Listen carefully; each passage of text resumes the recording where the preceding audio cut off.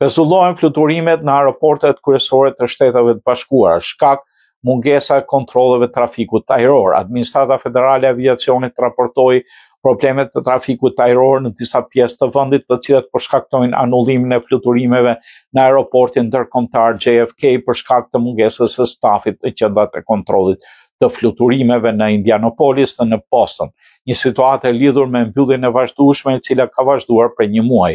Në aeroportin LaGuardia të New Yorkut, pasagerët po përjetojnë vonesa prej 140 minutash dhe në aeroportin ndërkombëtar Newark Liberty pothuajse 2 orë. Mediat amerikane bën të ditur se probleme po ndodhin edhe në Dallas, Boston, Houston dhe Phoenix.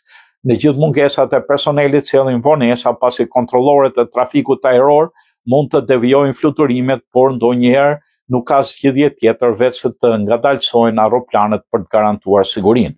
Kontrollorët e trafikut ajror konsiderohen personel thelbësor dhe duhet punojnë gjatë mbylljes pavarësisht se nuk paguhen.